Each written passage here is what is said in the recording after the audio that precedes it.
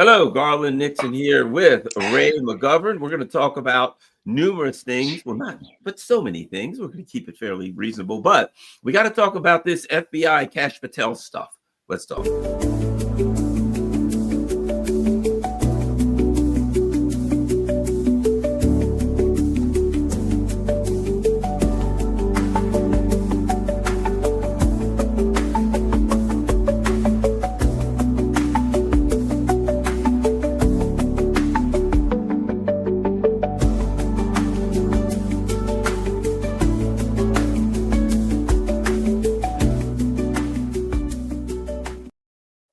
Hello, Garland Nixon here with Ray McGovern.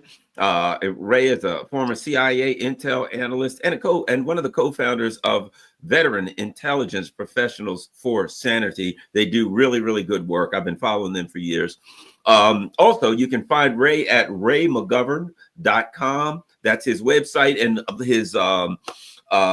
his writings, his articles, all of his work, he puts everything up there. So raymcgovern.com is a great website. That's one of those sites you got to keep up with to find out what's happening and what's being said by the veteran intelligence professionals, etc. Okay, Ray, let's start here.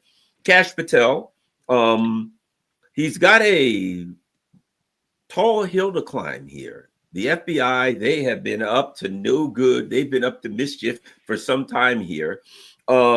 Your thoughts on where he is now, what the difficulties that he has, and what's happening this weekend? That's a good question, Garland, because it's coming to a head. He's going to have a very early test on whether, as FBI director, he can actually direct the FBI in a new path. Now, what's coming up in the next days? The question of what the the Federal Bureau of Investigation, what records they have on the killing, the murder, the attempted robbery of this young employee of the Democratic National Committee. That issue has been floating around for 5, 6, 7 years in various lawsuits. In one of them, in which they subpoenaed me, and we can talk about that later, the judge has said, well, now we need those records. Can you produce them? And about 4 years ago, well, 5 years ago now, the FBI said, oh, we don't have any, cross our hearts, hope to die, we don't have any records on Seth Rich. Who's he? Well, it became very clear that was a lie. It became very clear that was a lie to the court, okay? And so the judge came back and said, now you have records, you just didn't look in the right databases, right? Oh yeah, we forgot about, okay, now we want them, and we want them right away. Oh my God.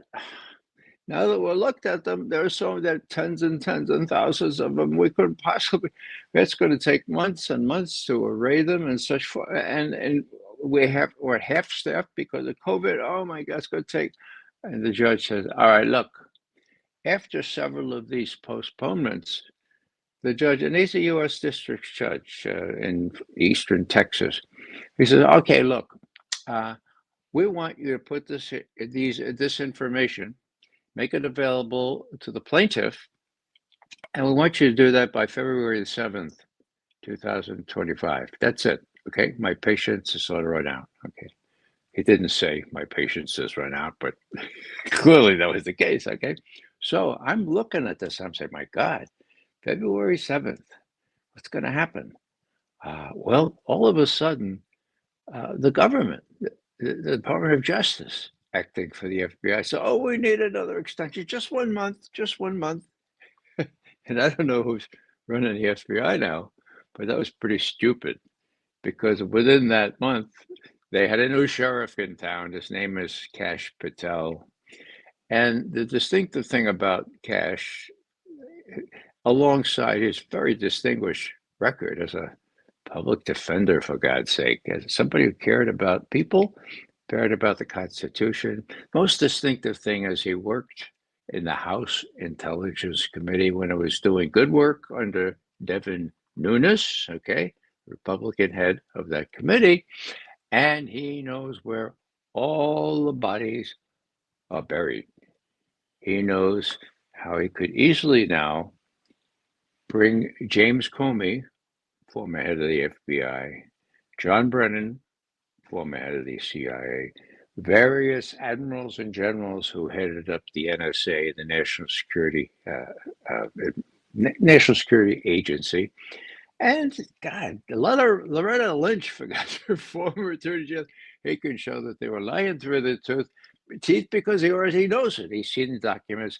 He was tasked with investigating all this stuff. He also knows about what happened with covering up this killing of Seth Rich. Now, I don't know if Kash Patel knows who ordered the killing. Now, you have to take a step back here because I could sense that your viewers are saying, "Oh my God, a conspiracy theorist! Oh my God!" No, no, no, no. Well, when I was trying to pursue evidence on this, they would say, "Oh, so you think Hillary Clinton shot him, huh? Hillary did it, right?" I said, "No, I don't think Hillary shot him. I suspect that he was a political assassination, a successful one. I don't know, but I'm really suspicious when the government when the government covers up the evidence." So, does Kash Patel know who ordered the killing of Seth Rich? Well, maybe it was a robbery, an attempted robbery, but that doesn't really make sense. They shoot the young fella. He's 27 years old. They shoot him twice in the back, right?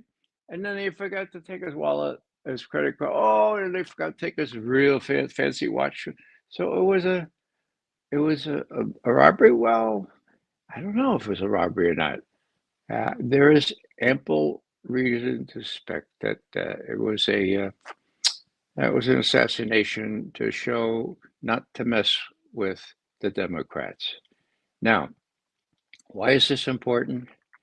Because it goes to the crucible here. Um, it goes to the cornerstone of RussiaGate. And Garland, you and I have talked about RussiaGate for 10 years now, right? Almost 10 years. And RussiaGate is consequential because it has persuaded most Americans that Putin and all those Russians are the evil incarnate. And I dare say, if Biden, Blinken, and Sullivan wanted to do a little war on Russia and Ukraine, they would have the support of the American people, for God's sake. That's how consequential it was. Now, so let's get back to how this all evolved. Why do I say Seth Rich is there's a suspicious death? Well, here's the chronology. Take yourself back to 2016, that crucial election year. Okay, so what happens? The Democratic National Convention is scheduled for 25 to 28 July. Okay, whoop, in June. Oh my God. WikiLeaks, Julian Assange himself, announces publicly we have emails relating to Hillary Clinton and they're pending publication. End quote. June 12th. Whoa. Now, emails pertaining to Hillary Clinton, it's a no brainer to know what they would involve. They would involve showing out in bas relief, in explicit detail, how the DNC, the Democratic National Committee, and the Democrats tilted the playing field in such a way in the primaries and in other ways so that Bernie Sanders, the main contender who was gaining steam, didn't have a snowball's chance in hell to win that nomination. Okay. So the Democrats, I'm like, God, what are we going to do? Oh my, if he releases those before the convention, maybe Bernie Sanders people will really be up in arms. Maybe there'll be real trouble. Okay, so now that was the 12th of June. On the 10th of July, Seth Rich is murdered. What's the connection? Well, I don't know if there's a connection or not, but I think we can find out. Okay, And I think Kash Patel is the one that can find out and maybe already knows. Okay. Now, that happened on the streets of Washington, 4 o'clock in the morning. He died an hour and a half after we were shot. What happened? All of a sudden, the district police, which you know probably even better than I do, having been at their mercy several times, locked up for demonstrating peacefully. Uh, they said, "Oh, we'll look at it." And, you know, the FBI comes in. Shoo, forget about it. We take over this case. We take that laptop, personal laptop. We take his DNC laptop. We got it covered. Okay. Then there's a whole bunch of stuff with people asking about, well, why is those? And then, of course, this conspiracy theorist comes in. Okay. So what happens at the convention? Well, Julian Assange and WikiLeaks, as they always did, they vetted all this information to make sure nobody's pulling a joke on them. Okay. Or worse. And it turned out to be quite valid. And they arrayed it in a way such as easily searchable, and they put it out on the 22nd of July, 2016. 22nd of July, 3 days before the Democratic National Convention. It was in Philadelphia, I think. Anyhow, what are we going to do, says Hillary's folks. Oh, my God. Now, there was one fellow named Jacob Javiah Sullivan, who was pretty much her top political advisor, even though he was only 17. Now I think he may have been a little older than 17, but he was a real charger. He says, "I know what we do." I could, I wasn't a fly on the wall there, but you could see what happened. How are we going to do this? Jake Sullivan, I got an idea. What you got, Jake? Let's blame it on the Russians. Huh? It wasn't the Russians. It was WikiLeaks. That's no time. We don't like WikiLeaks either. This is a twofer, okay? We blame the Russians for hacking those emails, and we get resonance from that because everyone will say, "Oh, why did the Russians do this? Why did the Russians do this?" And maybe that will divert enough attention from the content of the emails that showed what we did to Bernie Sanders. Yeah, that's a good plan. And I can see Hillary saying, anybody got a better idea? All right, we'll go with it. And so they go with it. On the 25th of July, 2016, Robbie Mook, one of her campaign managers, and others go big on TV and they say the Russians did it. The Russians hacked these emails. That's what we have to look at, not to cut to the, okay, this one. And Patrick Lawrence, you know Patrick Lawrence, he's an excellent journalist, been around for a long time.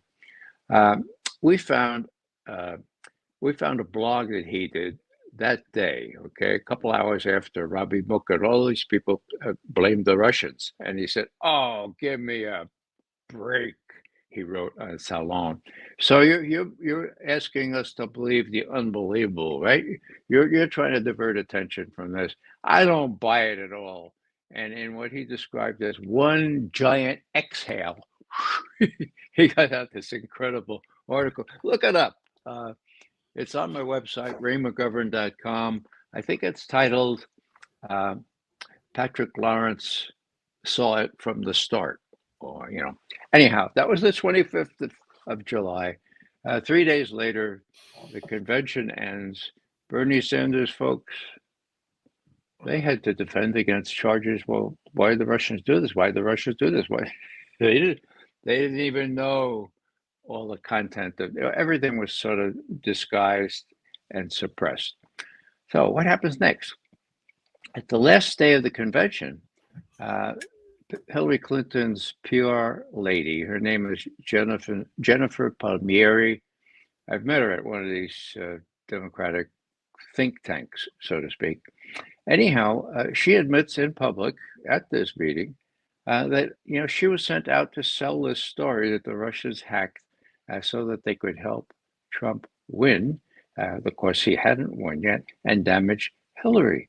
And she said, it was a real, oh my God, it was a real uphill struggle. Nobody would believe me. I took my little golf cart, went around to all the outlets of the cable channel. Nobody said, "Give me a break, Jennifer."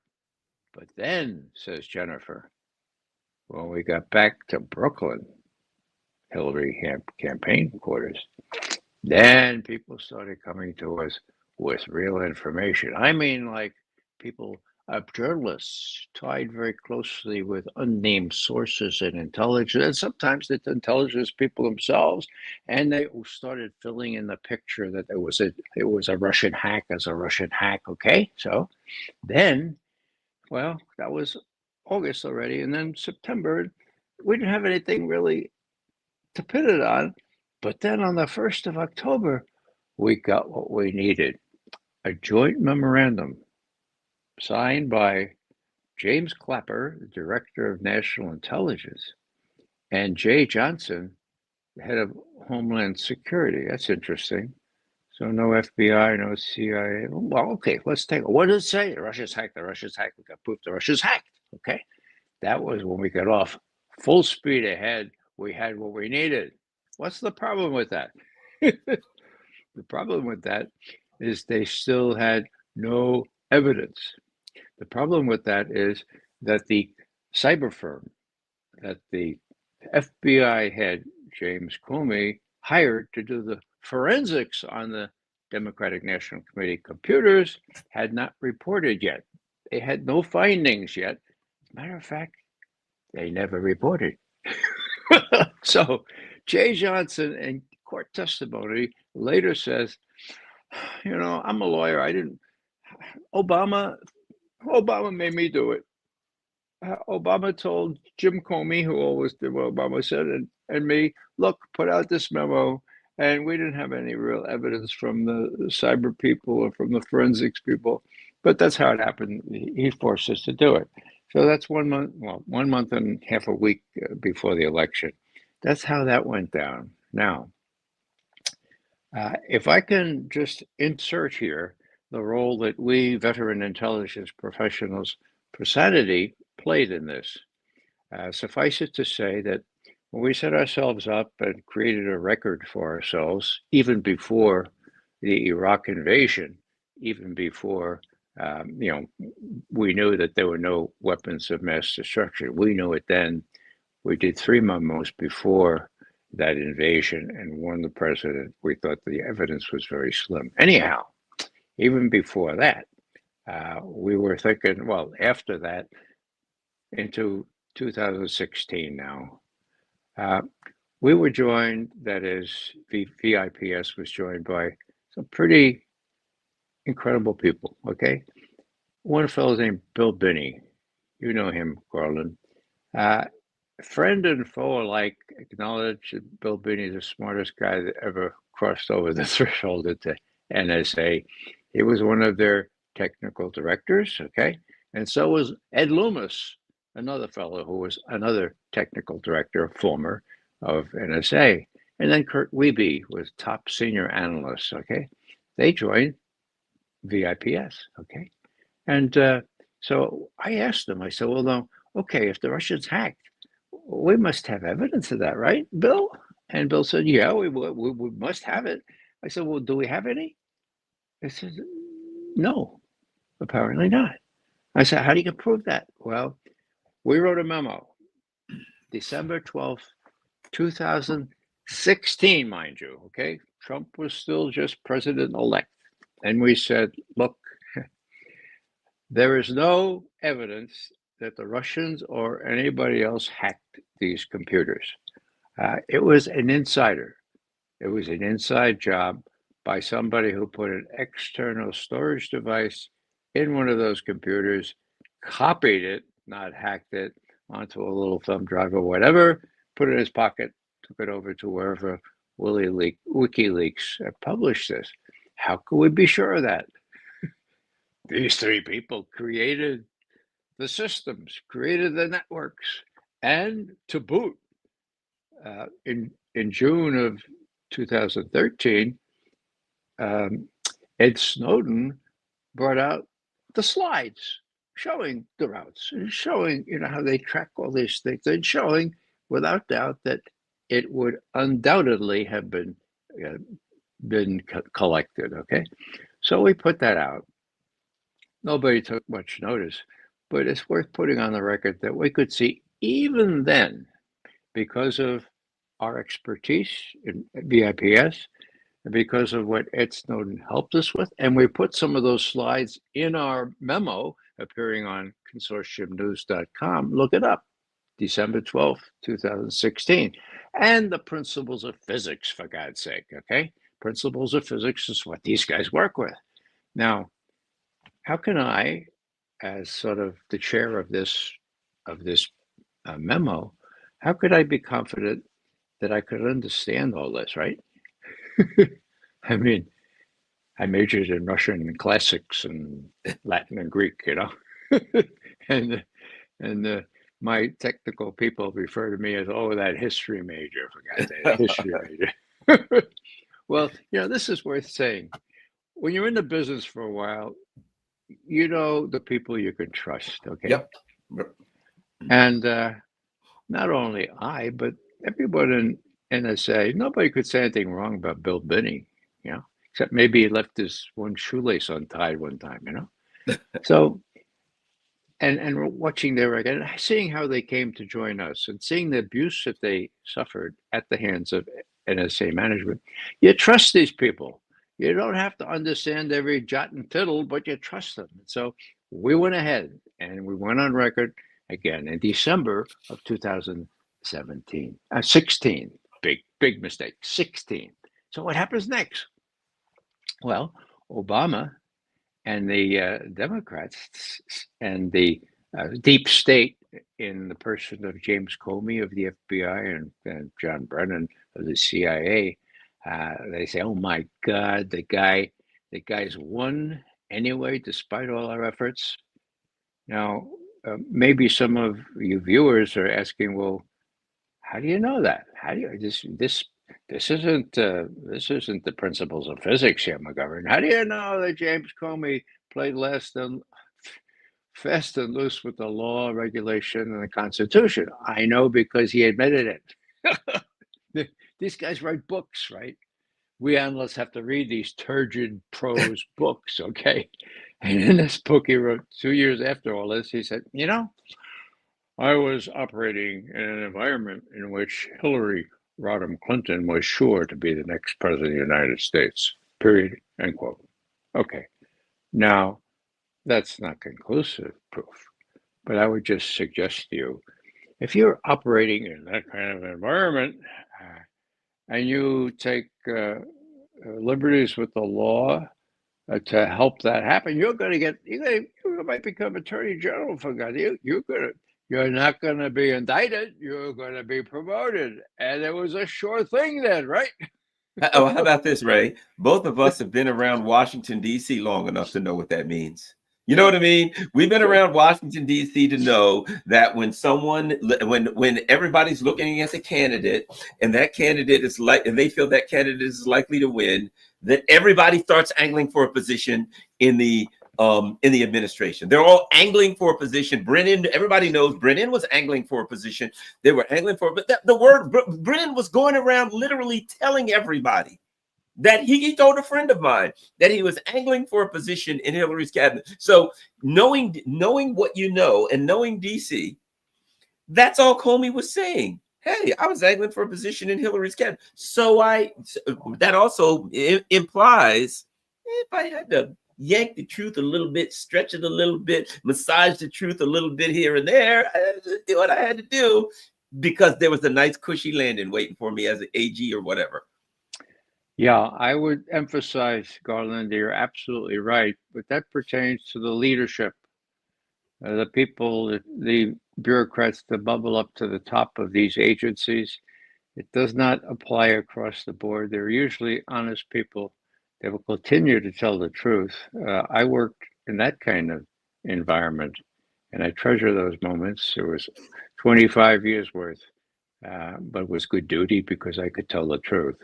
So let's say we're in January of 2017. I hope I'm not boring everyone. I find it really interesting, sort of detective story.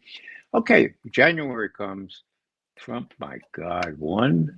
They're blaming him and the Russians for the Russians hacking, of course, or spoiling Hillary Clinton's chances. And Hillary and everybody else is saying, I owe my defeat to the Russians, and of course, Trump, who's in Putin's pocket, right? So what happens? Well, they convene a little meeting. Actually, first thing I'll say here is on the 2nd of January, 2017, Chuck Schumer, who's part of this Democrat deep state media triangle, deep state, okay? He calls up Rachel Maddow. He said, Rachel, I need to come on your program. I got something really interesting to say about the intelligence community. Oh, right, Chuck? Well, can you come on tonight? Oh, yeah, I can go. So he gets on there and Rachel says, now, Chuck, you said you had something specific. Oh, what is it? And Schumer says, Rachel, I thought that Trump was a smart guy, rich guy and New York real estate, but he's done a very stupid thing. Oh, what would that be, Chuck? He's taken on the intelligence community. And they have 6 ways to Sunday to get back at you. So whereas I thought he's had some smarts, he's made a big mistake. You watch, Rachel. Now, a responsible reporter, interviewer would have said, Senator Schumer, are you suggesting? But of course, Rachel didn't do that. She gave Chuck Schumer his chance to warn everyone, including the president-elect, what was in for him 6 ways to Sunday if he took on the intelligence community. That's the 2nd of January. The 6th of January, let's say 6th, no, the 5th of January, Obama, James Comey, John Brennan, the head of NSA, I think was Admiral Rogers at the time, and some other muckety-mucks got together in the Oval Office. Say, okay, we only have a couple of weeks left. What are we going to do? Well, how are we going to expose this guy, Trump, and not let him do any constructive things with the Russians? Well, Brennan, I've got an intelligence community assessment that just won't quit. It rests on this cornerstone of the Russian hacking, but it says all kinds of things about how Putin really wanted Trump to win. That's clear, okay, and all that stuff. So that's ready to go. We're going to publish that tomorrow. And the president says, oh, that's good. That's good. You got the Russian hacking in it? Yeah, I got the Russian hacking. And we're appointed to see the president-elect tomorrow on the 6th of January. The president said, oh, that's good. What are you going to do? Well, we're going to show him this memo. And we're going to say, oh, we just published it. But you should know that this memo says the intelligence community. In reality, it was just John Brennan and 3 or 4 hacks from the CIA. They got NSA and FBI to say, yeah, we agree. So that's the intelligence. Instead of 18, there were 3, okay? 3 nominally. We got them to put out this thing, Mr. President, and it kind of says that, well, it's difficult to say this. Putin favored you in the election, and that Russian hacking, of course, proves that. So put yourself in Trump's place. He's not even president yet, right? And he said, oh, well, that's, well, it's being published now? Yes, it's out today, actually. So we have a copy of it. We'll leave it with you. What else? And then Jim Comey says, would you other gentlemen, and as usual, they were all gentlemen, okay? Would you other gentlemen please leave because I have something very sensitive to say to the president. So they leave. What is it, Mr. Comey? Says President-elect Trump. Comey. Well, Mr. President, this is even more embarrassing. But there's the report that you were cavorting with prostitutes in Moscow a few years ago. We have lots of sources that have put all that together. We didn't want to publish it, but it's going to be that's also going to be published today. So we just want to let you know, just just so you know, Mr. President, uh, or President-elect, just so you know. Now, enter Chuck Schumer's dictum again. This guy is a smart guy, but not wise to the ways of Washington. Okay. If I were President-elect Trump at the point, I would say, thank you very much, Director Comey. Please go back there, clean out your desk, because on the 20th of January, you're the hell out of here, and we may prosecute you. I know this trick. I know they do this to every president. It's BS, and you know it. Get out of here. Instead of that, Trump, being unwise to the ways of Washington, says, well, Mr. Comey, thank you for telling me that. And he spends the next 2 months trying to get Comey on Trump's team. Lots of luck. Okay, so he was naive in that. Okay, so the memo's out.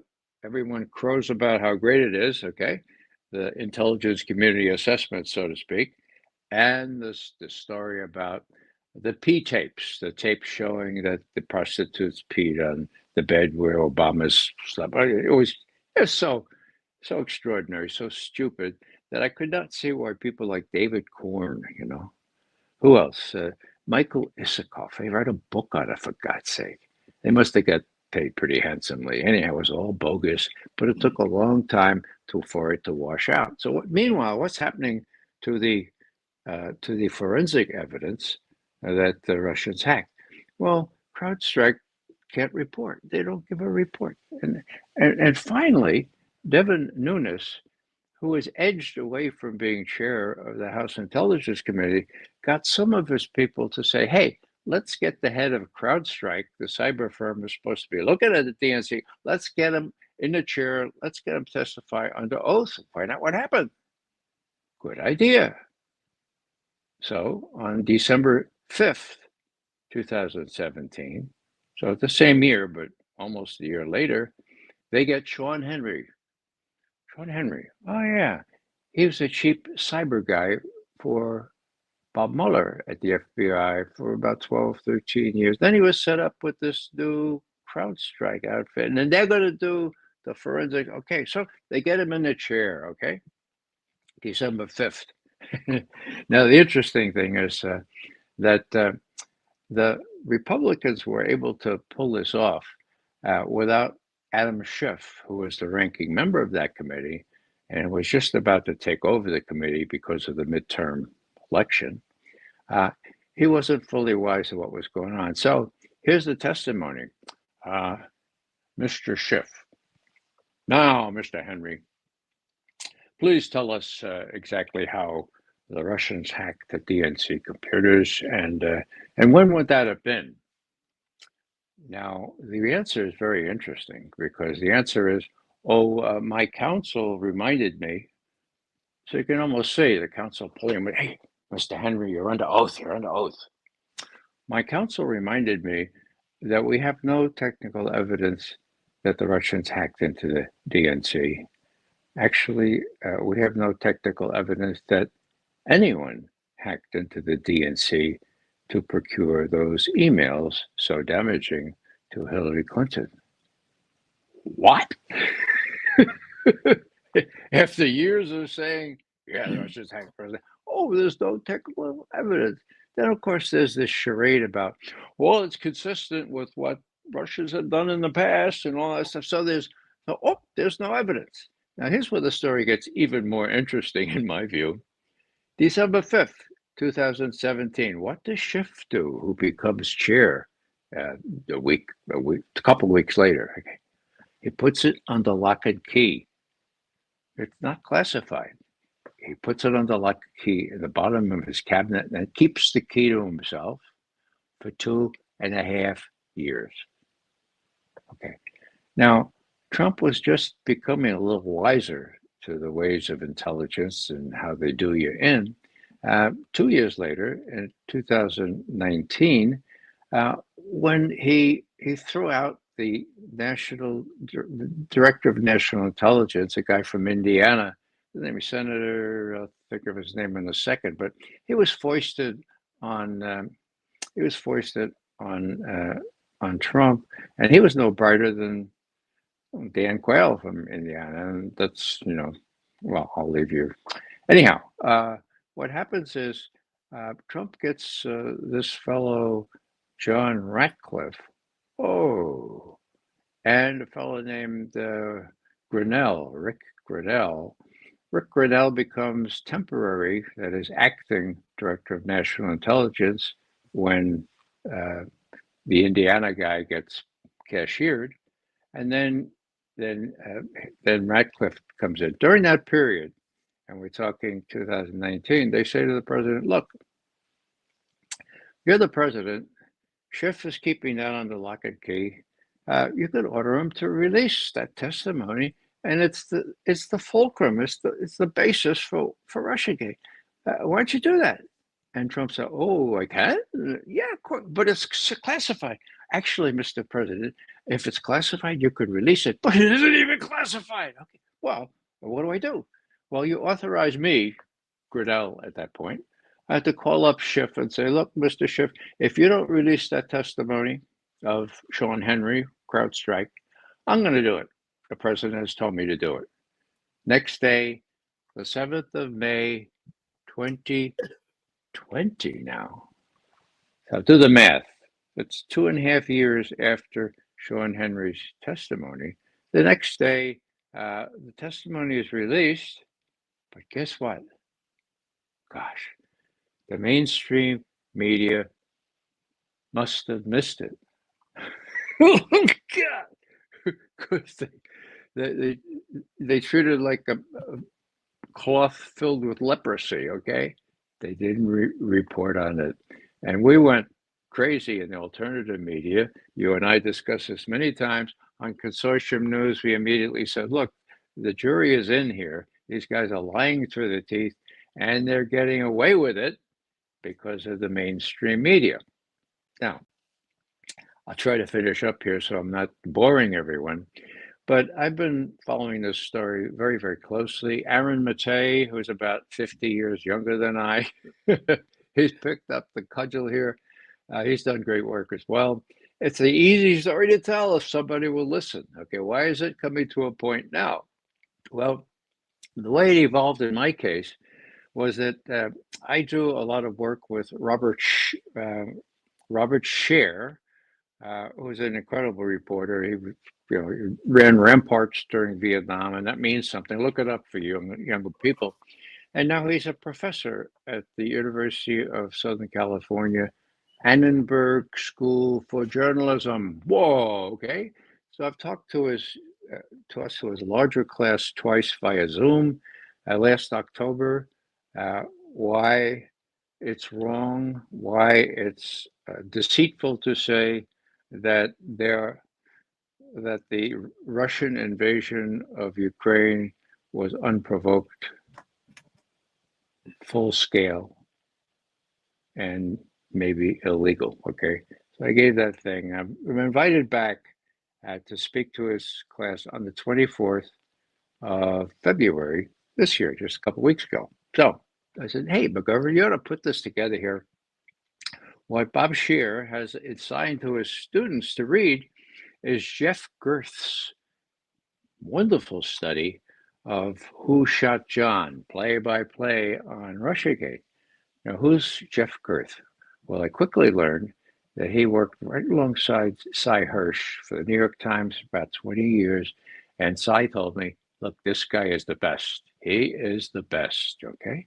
So what do? I go to the Columbia School of Journalism website, and I say, oh my God, there's 4 parts to this thing. 4 parts. Oh my God, look how long each part is. Oh, and there's a forward, and then there's a sort of a disclaimer at the end. So I plow through it, right? And I say, this is really good detective work, except, what do you mean except? There's no mention of Sean Henry's testimony on the 5th of December, 2017.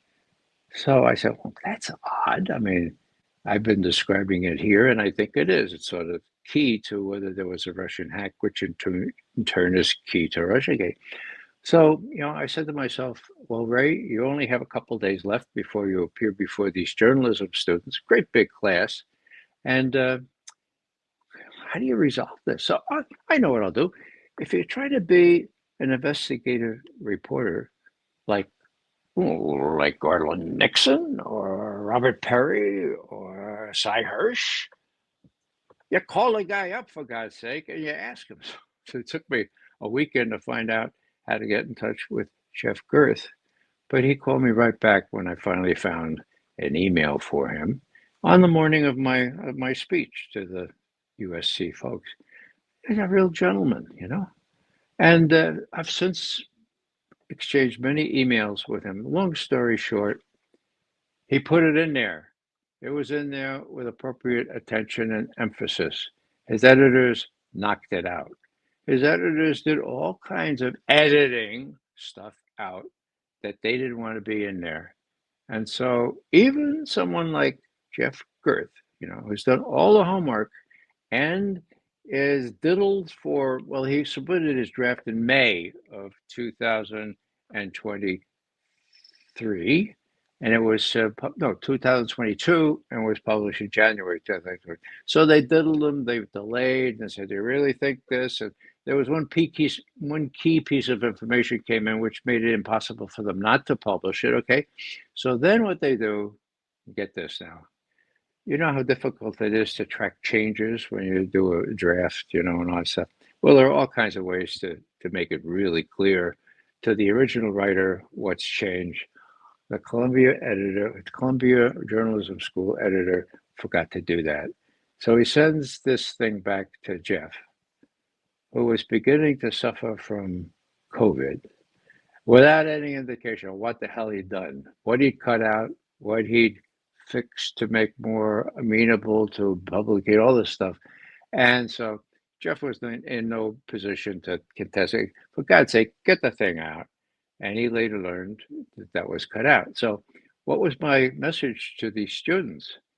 Even people like Jeff Girth, when you read this extraordinarily good roundup of Russiagate, something's always going to be missing if it's published in the arch establishment press like Columbia Journalism Review. So I was able to tell the students that, and I knew that I had a pretty good lecture that I could send around, except they didn't record it. No, please, I don't see anything sinister in this. These folk are good people and they're good friends of mine. I neglected to ask 3 times, as I usually do. Now, you sure that you pushed your record button? Yeah, you sure? I didn't do that. And so that got dropped. So what's Mcgovern do? Well, I thought that the effort that I put into this thing was worth trying some other way to get it out. And so one of my children said, well, look, there's a way to do that. You could self-Zoom. And I said, self-Zoom, okay, I'm at it. And she helped me do that. So I did that a week later, and that's what's going around on YouTube now. It's gotten 38,000 hits on my X account. Wow. That's about half of my followers, for God's sake. So people are interested. And coming full circle now, what the hell does this have to do with Seth Rich? Well, I'll tell you what it has to do. The issue is so neuralgic, there has to have been a Russian hack, because the evidence, they can't admit there was no Russian hack. Let's put it this way. Because you have, as I said before, the Democrats and the security services, otherwise known as the deep state, and the media, obviously involved in this conspiracy to suppress the notion that it could have been anything other than a Russian hack. In other words, it couldn't have been a copy from a computer onto a thumb drive. Why? Well, because that means you would ask the next question, who had access to that computer? Oh my God. Well, Are there any likely suspects? Well, at the risk of being called a conspiracy theorist, yeah. His name is Seth Rich.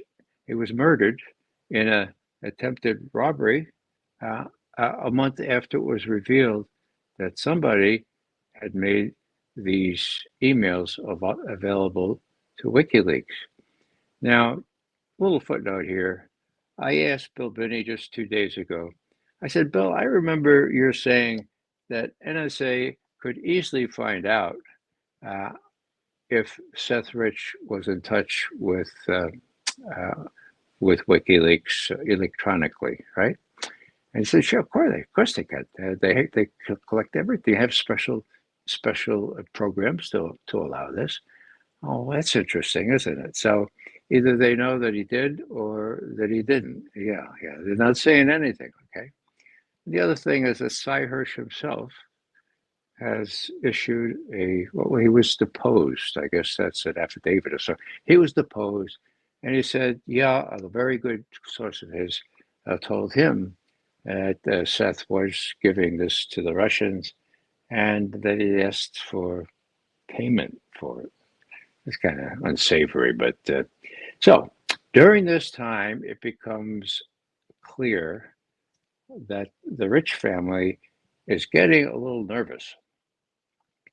They've got a suit going against Fox News, and they're being protected, or they have a sleep-in Democratic operative making sure that they say the right things, that they'll say the wrong things. I figured his name right now. I have it in my records. And then all of a sudden, these NSA technical directors and Kurt Wiebe, senior analyst, knows chapter verse about all this stuff, are subpoenaed by a judge working on this case about Seth Rich and the other things. So this subpoenaed. This is the fall of 2019. Now, why is that interesting? Well, they told me that they had been subpoenaed and that they had supplied the information. I was feeling a little bit of I was feeling some subpoena envy. I mean, well, what am I? Chopped liver? And sure enough, in December of 2019, I get a subpoena. First time ever. It was really interesting. I had just moved into this new neighborhood and they knew where I had worked. And then when they come and served me a subpoena, the neighbors came and, oh, he probably was torturing people. Oh, yeah. It was really embarrassing. They subpoenaed me. And here, I don't know if you can really see this, but I'm going to hold this up just to show what the subpoena looked like. Okay.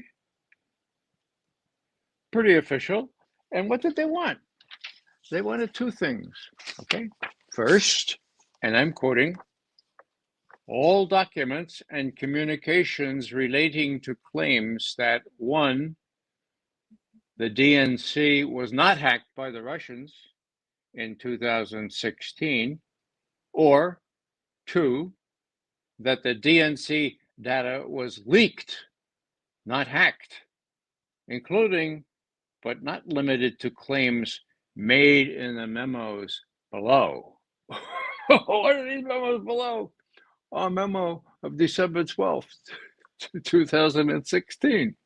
A memo of January 2017, where we said, Obama, in the 3 days you have left, come clean on us. Where the hell's the evidence on a Russian hack? Okay. Again, a VIPS memo. And then the other one was in July 24 of 2017. And that was when we had additional evidence that the stuff that was said to be hacked was leaked onto a thumb drive, because this particular thumb drive copy was information copied at precisely the same speed that a thumb drive could tolerate, but an internet hack could not. So we had all this stuff. And so I'm saying, all right, I'm going to show these guys. Oh, that was number one. Number two was all information having to do with any member of the Rich family. Information of which, okay. So what I did, instead of complying with the subpoena, I said You have all the information from Bill Binney, Ed Loomis, and Kurt Wiebe. So that saves me the trouble digging. I don't have anything that they don't have. And I'm just really happy that Aaron Rich, who is the guy that responsible for the judge's subpoena, so happy that brother Aaron Rich is acting in a biblical way. He's really interested in finding out who really murdered his brother. That's being your brother's keeper par excellence. I really admire that. And clearly, he's read all our take and realizes that it wasn't a Russian hack. So, on my applause, God be with you, Aaron. Please, we wish you success in finding out who really did it. Now, guess how that went over with the judge and Richard's lawyer. So they subpoenaed me again. Now, no more subpoena envy on my part. So this time I had to comply, fish out everything on my computer that related in some way to either the family rich, which came up zero, or or the business about whether it was a Russian hack or not, and what else? Oh, whether it was leaked or hacked. So now, my God, December 3rd, 2019 is when that subpoena was served on me. What's going on here? Well, people are starting to get nervous. As I just pointed out, we had a new management coming into the Director of National Intelligence, okay? We had Ratcliffe and Grinnell pursuing the testimony of Sean Rich. We had people sent in as kind of pinch hitters. James Risen of recent memory. I say recent memory because, well, not so recently. He used to be a damn good reporter. He had some really good sources, some really good stories. Now, of course, everyone's so afraid to talk to anybody in the press that he has nothing. And so he's got a good paying job there with some outfit I won't even mention. But he appears during this time, summer of 2019, on The Rising, a little video thing for the Hill newspaper, okay? And what does he say? Apropos of not much else, he says, Bill Binney, he's deep into conspiracy theories, this business about Seth Rich. Oh, come on, oh, give me a break. Bill Binney is just saying, because he gone conspiracy on it. My God, I don't know how much they paid him to do that, but not only was it damn wrong, but it's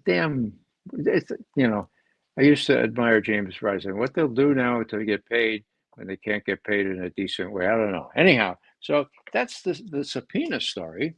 So we're back now to 2017, 2019, and here we are, 2025, and I'm asked to make this presentation, which I do, and then I make very clear to the young people, the students there, okay, now we have this very neuralgic issue, right? Anybody up till now, up till the new FBI director, has dismissed any notion that Seth Rich may have met foul play from somebody who was under the direction of somebody who had a lot to hide. And was that going to still be the case? And I told them, we're going to know pretty soon. And with this, I'll bring it back and close it. I mentioned, I think, that the judge is losing his patience, and he set the February 7th deadline. Now, it's March 7th, or actually it's the Monday. Next Monday, March 10th. Now, I pointed out, I think, that the FBI has lied under the equivalent of an oath, saying we had no information, and said, then we have too much information, and we can't manipulate it fast enough. So the judge gave him that deadline. Now, the deadline now, in effect, is March the 10th. That's Monday, okay? So, again, the key question here is, number one, Kash Patel is a unique animal as head of the FBI. He's an outsider. He has been witness to all the shenanigans that James Comey and the rest of the FBI has been guilty of over the last 10 years, okay? Will he have the power? Will he have the guts to tell the FBI, look, this is a court order, no more foot dragging, comply. Give them what they're asking for. Give them what the judge says is required. Is he going to do that? Or is the FBI going to get a couple more months, or maybe a couple more years, or maybe still more time to clean out their files, maybe, or to purge them, or whatever? I don't know. But it will be a litmus test to see if Kash Patel will be involved in this. He can, of course, choose to be above the fray and pretend not to know anything about this. But that's one reason I try to force it up into the open. I don't want Kash Patel to punt on this. I want him to tell his people, come clean, for God's sake, come clean. Let the chips fall where they may. And these guys like McGovern, if they're conspiracy theorists, will be the first to be happy to admit that we thought there was a conspiracy there, or there may have been, and we were wrong. But if it was the other, then the American people need to know how far the deep state, the Democrats, and the media are intertwined to the point where they're keeping the American public completely ignorant of this key happening. Last thing, I'll say, we have 5 children, Rita and I, 2 of them sons.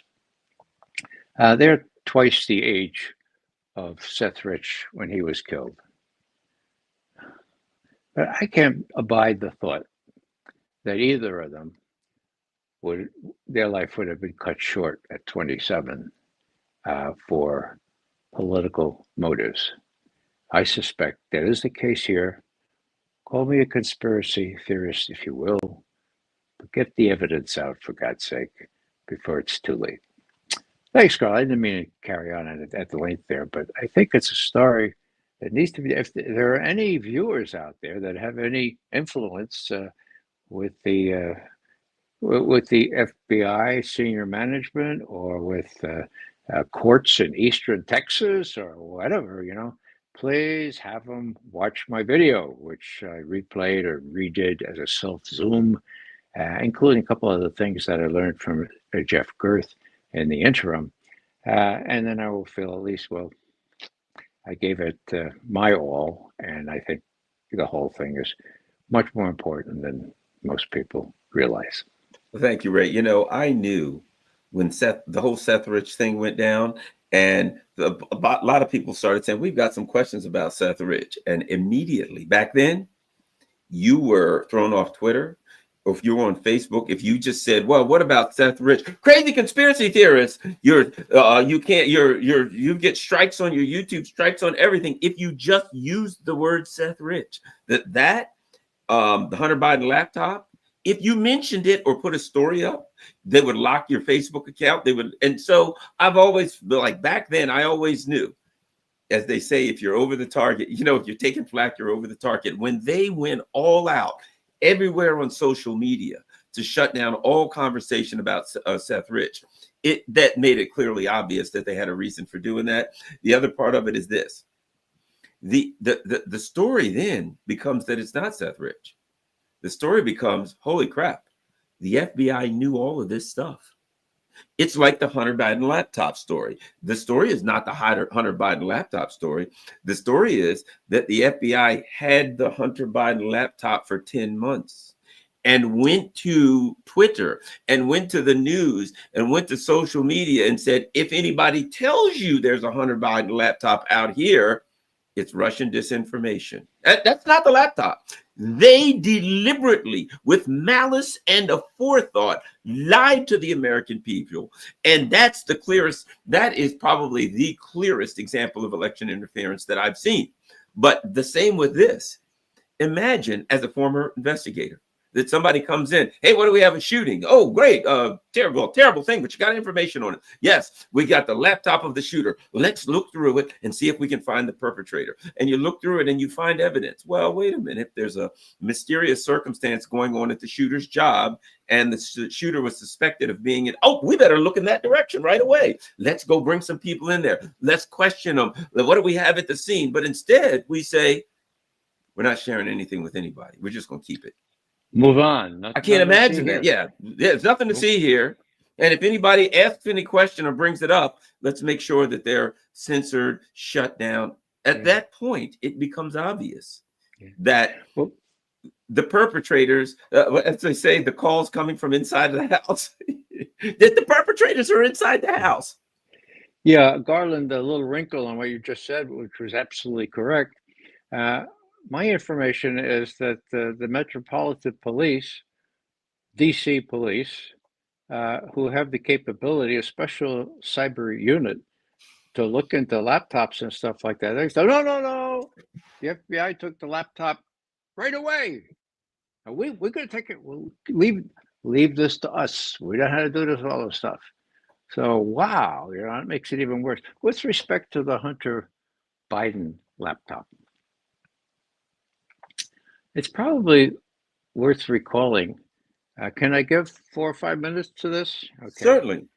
So now we're back in what Garland has just described as the clearest evidence of election interference on the part of the deep state. It's very clear, and in subsequent court testimony, this fellow Mikey Morell, young guy who was acting director of the CIA and was actually personal briefer of George W. Bush and told him about all those MD weapons of mass destruction in Iraq, a great pal of W. Anyhow, he's part of the deep state, right? He's still doing the job. And all of a sudden, Hunter Biden's laptop comes into view. The New York Post, there's a big job on it. Immediately, their website is canceled. They can't get on Twitter. Whoa, what's that all about? Okay. So it was pretty neuralgic. Everybody saw that right at the time.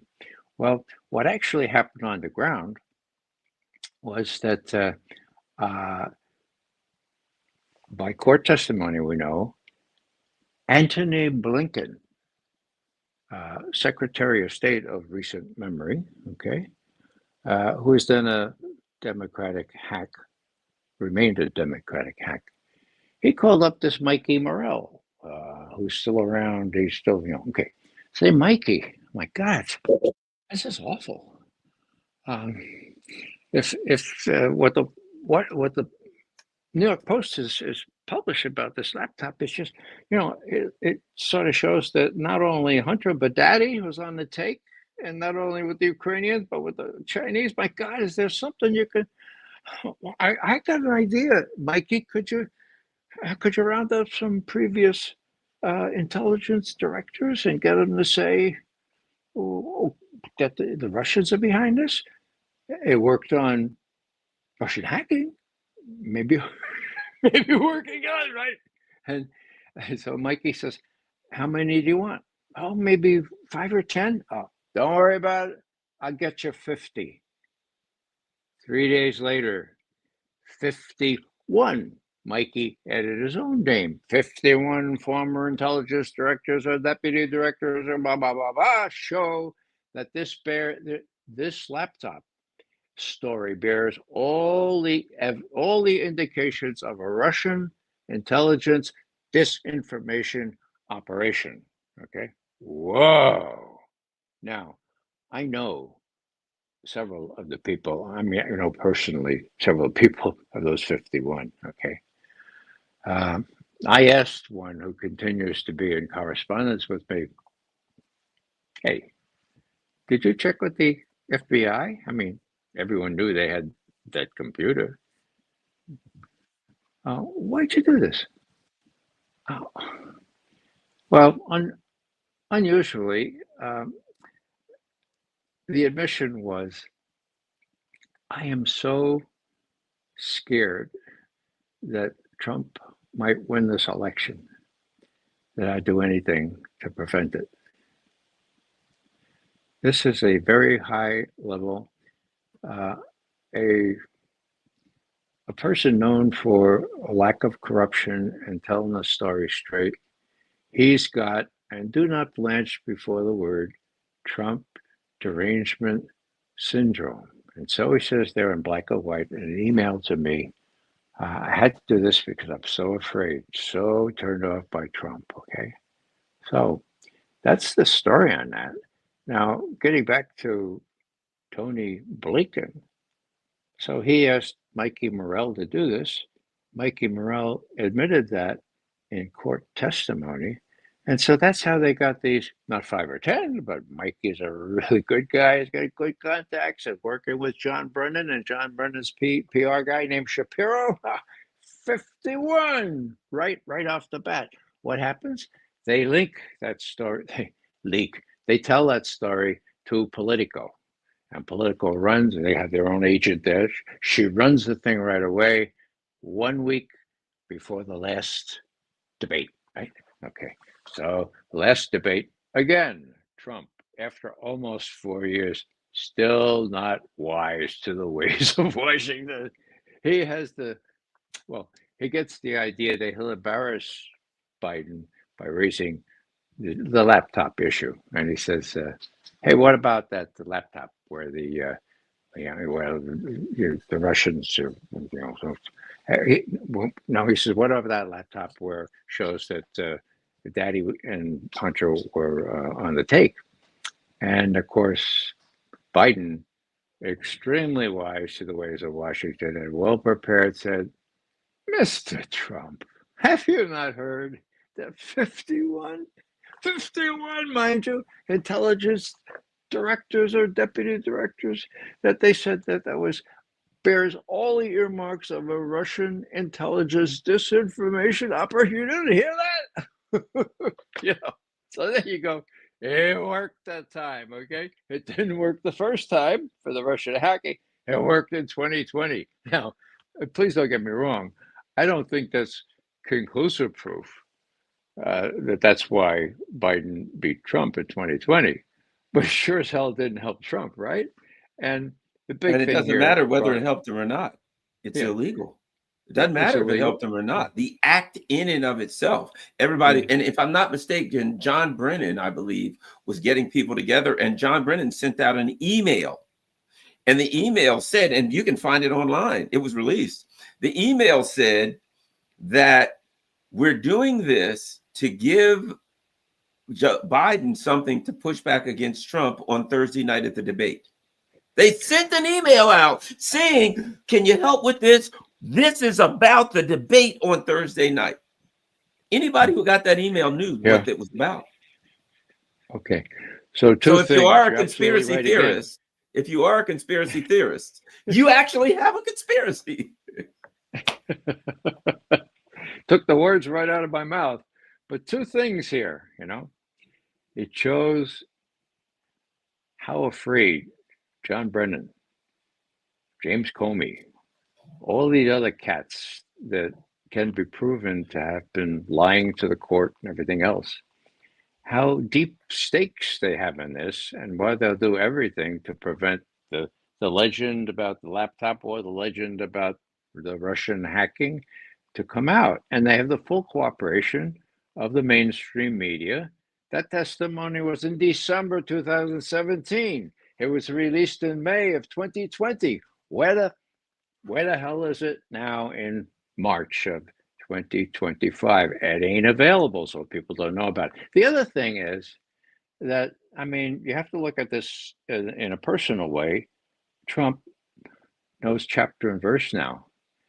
He knows he hired the wrong folks to help him first time around. He knows how he's been diddled, lied to, and manipulated, and he doesn't need to run for re-election. Can't. So he's got every reason for what is not nicely called vengeance, what other people call, getting back at. And so it's come to a head now. And the reason I took it through all that stuff about Seth Rich and the miserable performance of the mainstream media, disguising all this stuff, and then even editing it out of Jeff Gerth's otherwise fulsome piece on the whole thing, is to say, well, look, now Kash Patel has a chance to make a dent in all this. It's an upward challenge. And I guess he could dance around it and prefer to be above the table, above the battle. But I don't think he'll do that. I think he'll see that his position as justice person, head of the FBI, is to make sure that the truth gets out, despite the risks, and they're considerable, not only to Kash Patel, but to the president himself. And, I say in a jocular, but not completely jocular way, that they should each have tasters take a look at their food before they're served in the White House. I'm with you. Thank you very much. And everyone, go to RayMcGovern.com where you can find all of Ray's good works. Also, if you want to watch the video, which I would recommend of his lecture on Seth Rich, you can go to his follow Ray McGovern on X and go to his X account. Make sure you follow him when you get there anyway. And you can see that video. Everyone, share this on all your social media platforms. Follow me on Rockfin. Follow me on Telegram. Follow me on Rumble. I've got my Patreon information. Buy me a coffee if you can afford to contribute to the channel. That's wonderful. If you can't, who cares? Doesn't matter. Just the important thing is that you like, that you subscribe if you're not a subscriber, and that you share this video on all your social media platforms. And then, of course, you follow Ray McGovern on X and go to RayMcGovern.com and bookmark it, because he's always up to no good. Well, he's up to actually good. He's always up to good stuff, and he's always got his information at RayMcGovern.com. And every few days, you'll see something new, and you'll say, holy moly. And you want to follow it, because I guarantee you, Ray's going to keep you up to date on what happens Monday regarding the Seth Rich laptop story. I know I'm going to be looking forward. This is exciting. Thanks a lot, Ray, and I look forward to talking to you soon. All right, everybody. All right, everyone. Ray and I are out of here.